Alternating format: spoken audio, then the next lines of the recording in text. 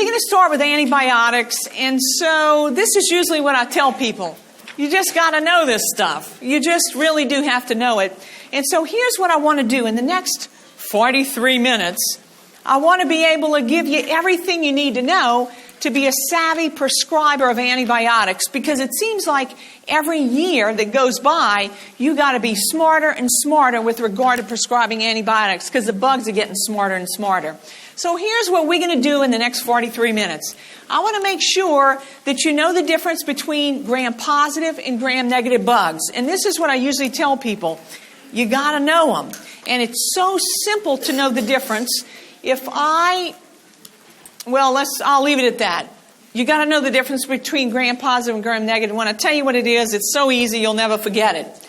Then we have to talk about the beta-lactam ring and why it's so darn important for you to know about that. And then finally, once you own those two concepts, what we're going to do is look at what antibiotics kill what bugs. And I think you'll see it all kind of begins to fit together. All right? So let's get going. And you know, in mankind, we have males and females. In the bacterial world, we have gram-positives and gram-negatives. And you really do need to know which is which, because it's going to help you remember or figure out what the best antibiotic is to kill that bug. So it's really, really easy to remember what's gram-positive and what's gram-negative if you just remember this. I want you to remember the 3 gram-positive bugs as, you ready? Staph, strep, and enterococcus. Those are the 3 gram-positive bugs. If that's not the first name of the bug, there's a pretty darn good chance it's gram-negative. You got it? Listen to it again. The 3 gram-positive bugs, staph, strep, and enterococcus. If that's not the first name of the bug, there's a pretty darn good chance that it's going to be a gram-negative one. I'm going to introduce some exceptions to that rule to you. But to be honest with you, what should you take into your primary care practice? Staph, strep, and enterococcus. Just about every other bug is going to be a gram-negative one. But I need to make sure you know all about staph, strep, and enterococcus. And so let's talk about staph. It's obviously a gram-positive bug. And the way that I want you to think about staph is that it's a skin bug. I want you to look at and think about Staph aureus. Plain old run-of-the-mill staph. Another acronym for plain old run-of-the-mill staph is MSSA. So when you see that on either a report, culture and sensitivity report, MSSA is methicillin-sensitive Staph aureus, it's your run-of-the-mill staph. Probably the first place you've ever seen that infection was on skin, because that's where staph grows. Every one of us in this room has seen a form of staph that's developed high levels of resistance. You know it as MRSA. It's methicillin-resistant Staph aureus. So MRSA. And I'm willing to bet you that the first place you ever saw MRSA infection was on the skin. MRSA can grow anywhere. MRSA pneumonia. Several months ago, I had a kid that had MRSA in a tonsil. He had tonsillitis. So really, it can grow anywhere. But primarily, when you think staph, I want you to think skin bugs. There's an exception. There always is. There's an organism called Staph saprophyticus. Staph saprophyticus is very unusual in the staph world in that it grows below the belt. And generally what grows below the belt are gram-negative pathogens like E. coli. So it's an example of a gram-positive pathogen that grows below the belt. We find it in the urinary tract and we find it in the vagina. And the people in whom we find it are people often who have multiple sexual partners. That's who grows Staph saprophyticus below the belt. And then finally, the other common run-of-the-mill staph organism is one that goes by the name of Staph epi. All right? So we can find staph in a number of places, but primarily staph is a skin bug, and that's a concept I want you to take away. The second of the 3 gram-positive bugs is strep. Now, I think you know strep, but I got to make sure you really know it. When somebody has strep throat, group A beta hemolytic strep, they have strep pyogenes. That's the name of the organism. Sometimes we see patients, as we talked about this morning with pneumonia, strep pneumo. You remember we said that? There was a bug you had to know the name of before you left me today. If you really want to find strep pneumo, its hangout is in the lungs. So that's where you find that organism. If you were a dentist, you know how dentists always write prescriptions for amoxicillin, maybe Augmentin, clindamycin? The organism that grows deep in abscesses is Strep viridans. It's a gram-positive pathogen, and that's why you see prescriptions from dentists for things like amoxicillin, Augmentin, clindamycin. And then finally, if you take care of pregnant women, you are always on the lookout for group B strep, Strep agalactiae, right? So when we find that in a pregnant woman, we want to treat it right away. And often that's treated with something like ampicillin, again, because it's a gram-positive pathogen. So I think you know strep. The third of the 3 gram-positive bugs is Enterococcus. And you might tell me, Emily, I don't know Enterococcus. Well, it's really easy if you don't know it. It's a urinary tract pathogen. That's where it grows. And just as an FYI for you, Enterococcus is not the E of E. coli. The E of E. coli is Escherichia. Escherichia coli, that's his name. And I usually tell people, you know, if your first name was Escherichia, you'd probably go by E also. So E. coli. That's the name of that bug. So here we are, the names of the 3 gram-positive bugs. Say them with me. Staph, strep, and Enterococcus. If that's not the first name of the bug, it probably is going to be a gram-negative one. These are the exceptions. But I'll be honest with you, most people do not see these with regularity in a primary care practice. Listeria. You know, Listeria is what shut down what famous food company? Bluebell ice cream, exactly. So we see Listeria outbreaks around the country. Sometimes it's grown on cantaloupe. People eat cantaloupe, they get Listeria. What group of people do we never want to become infected with Listeria? Pregnant patients, exactly. You don't see that every day in primary care. To be honest with you, it's gram-positive. But again, not so common. When is the last time you saw any of these? Look, diphtheria, botulism, or tetanus. Like, we don't see those very often. But to be honest with you, those are 3 more examples of uncommon gram-positive pathogens. There is one that you do see with regularity, and it's Clostridium. C. diff. Clostridium difficile. You see that maybe not every day, and hopefully not every day in your primary care practice, but to be honest with you, it's out there. Anthrax. Like, have you seen that last week? Well, like, nobody, you just don't see those. So learning the rule about staph, strep, and Enterococcus is probably a very good rule for you to remember. There's one more I want to make sure you know. And it is one that you may encounter depending on what kind of practice you are in. The name of that organism is Propionibacterium acne. It's a gram-positive pathogen. It tends to grow on the face of adolescents who have acne. But let me tell you what's so specific about this bug.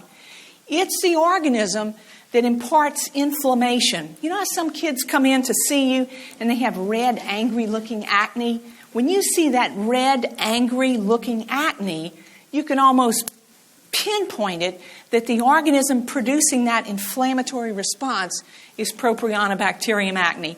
That's a gram-positive pathogen, but I think you got the take-home point. The 3 bugs for your information: staph, strep, and Enterococcus. Does everybody possess that concept? You got it? All right, good. Let's keep going. Staph, strep, and Enterococcus means that just about every other bug that you can think of is going to be a gram-negative one. And I've got many different examples up here for you, but to be honest with you, it's very, very easy to remember. So this morning when we talked about pneumonia, I threw out the names of those 2 atypical pathogens. You remember Mycoplasma pneumoniae, Chlamydophila pneumoniae? We said they were atypical pathogens. Those are going to be gram what? Gram-negative, exactly, because they're not staph, strep, or Enterococcus. All right, so I think you got it. The second big concept that you have to master is about the beta-lactam ring. So let me make sure you get it. If you were to say, hey, Amelie, I heard of those beta-lactam antibiotics. What is that again? I would say a beta-lactam antibiotic, that's an antibiotic with a beta-lactam ring. What does that mean? It means any penicillin or any cephalosporin. I'm going to make you a chemist in the next 13 seconds. Are you ready? All right, so listen. This is a chemical structure of any penicillin on earth. Ampicillin, amoxicillin, augmentin. This is a chemical structure of every penicillin. Every penicillin is made up of a pink pentagon and a blue box. This is a chemical structure of every cephalosporin. Keflex, Duracef, Ceftin, Ceclor, Omnicef, Suprax, you name it. Any cephalosporin chemically looks just like this. It's made up of an orange hexagon and a blue box. Both of these antibiotic structures, penicillins and cephalosporins, contain that blue box. That's the beta-lactam ring. That's why we call all penicillins and all cephalosporins beta-lactam antibiotics. Now, the beta-lactam ring is critical to your understanding about antibiotics because of allergic reactions and because of an enzyme called beta-lactamase. Let's talk about allergic reactions first. All right, newly ordained chemists. All right? 13 seconds ago, you weren't a chemist, but now you are. This is a chemical structure of penicillin. It's made up of a pink pentagon and a blue box. When someone comes in and says, I'm allergic to penicillin, they're not allergic to the whole molecule. If you're penicillin allergic, you are either allergic to the pink pentagon or you're allergic to the blue box. When someone is cephalosporin allergic, they're not allergic to the whole molecule. If they're cephalosporin allergic, they could either be allergic to the orange hexagon or the blue box. Well, that has big implications for us with regard to allergies. So newly ordained chemists answer this very complicated question. You ready? If you're pen allergic and you're allergic to the pink pentagon, can you safely take a cephalosporin? Yes, because there's no pink pentagon in the cephalosporin molecule. Newly ordained chemists, answer this question for me. If you are pen allergic and you're allergic to the blue box, can you safely take a cephalosporin? No. You are the person who is going to be allergic to the penicillins and the cephalosporins. Well, how common is that? How common is it to be allergic to the penicillins and the cephalosporins? How common is that? It turns out it's not real common at all. If you're allergic to penicillin only, it means you're allergic to the pink pentagon. It turns out that about 90 to 98% of penicillin allergic people are allergic to the pink pentagon. You know what that means? 90 to 98% of penicillin allergic people can safely take a cephalosporin. Do you get it? So the vast majority of people who are pen allergic can safely take a cephalosporin. It turns out that people who are allergic to the blue box are few and far between. It's very uncommon. 2 to 10% of patients is probably a very high estimate. So most people can take both. Well, you see the obvious problem. When a patient comes in and says, Amelie, I'm pen allergic, it would be really nice if they also said, it's the pink pentagon, I can take the cephalosporins. But they don't tell you that. So how do you know who to give a cephalosporin to and who not to? Well, there are 3 rules you just got to know. The first rule is obvious, and I know you know it. If a patient has had anaphylaxis to penicillin, the rule is you never give a cephalosporin. Because even though it's maybe 2 to 10% of people who are allergic to the penicillins will also be the cephalosporins, you are darn lucky if you survive an episode of anaphylaxis. A lot of people don't. We're never going to take that kind of risk with a patient. So you know that rule. The second rule, I think you also know. If a patient's reaction to penicillin was hives, we're not going to give them a cephalosporin either. Why not? The reason is this. When you see hives on a patient, you know what it means? It means they've had a type 1 mediated allergic reaction. You know what that means?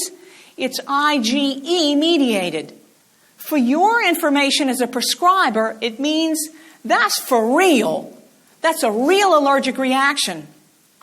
Anytime you see hives, it always means it is a real allergic reaction. And when you see that, you got to respect it. You know what we know about IgE-mediated reactions? They escalate over time with repeated exposure. They escalate over time with repeated exposure. So today it might be hives, but if I give you a cephalosporin and you blue box allergic, what might it be next time you get it? What reaction? Anaphylaxis. Well, I'm never going to take that chance, and you won't either. So the second rule is one you already know. We don't give them a cephalosporin if they had hives with penicillin. The most important rule might be the third one. It's who we can give a cephalosporin to. We want you to give a cephalosporin if the reaction to penicillin was a morbilliform rash. A morbilliform rash is not IgE mediated. It doesn't escalate over time.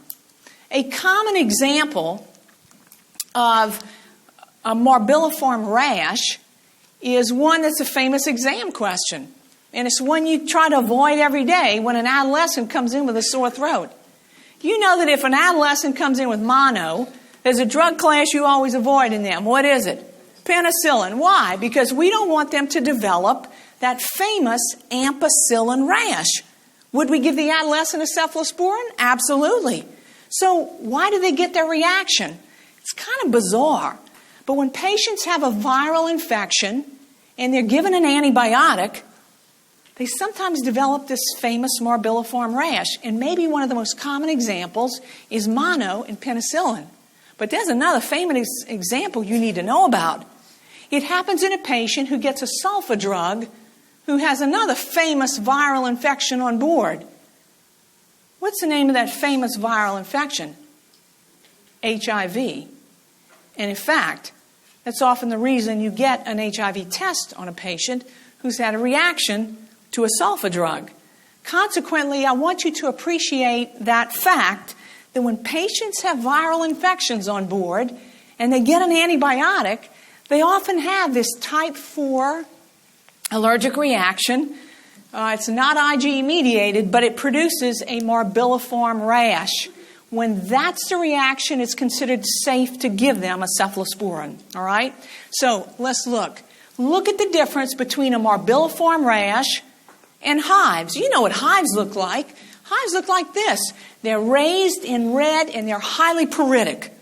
Patients with hives come in and tell you, I'm itching so bad I don't know what to do. I couldn't sleep last night. I'm miserable. I got 200 milligrams of Benadryl on board. I'm miserable. When a patient has a morbilliform rash and they come in to see you, they don't have that kind of presentation.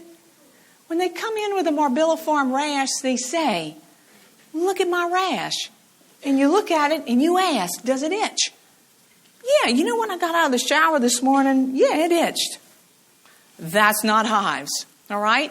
So the clinical question you ask these patients is, does it itch? And I want you to look at the skin because when you see hives, it always means a real allergic reaction. You got it? It's IgE mediated. Everybody got it? All right. So why do so many people report penicillin allergy? Because little kids are famous for getting viral infections. And a lot of little kids also get amoxicillin. And that viral infection with penicillin is usually not a good combination. Just an FYI for you. Do you know how long the viral or the morbilliform rash can occur between an episode of mono and the prescription for penicillin? Up to 1 year. Up to 1 year after an episode of mono, if someone gets a penicillin product, they are very likely to exhibit that morbilliform rash. And when we see rash, we say, oh, that's an allergy. And that's really not a real savvy thing to do. I was going to ask you this question, but I think you know the answer. What's an example of a famous viral infection that occurs with exposure to penicillin? It's mono, all right? So Epstein-Barr virus.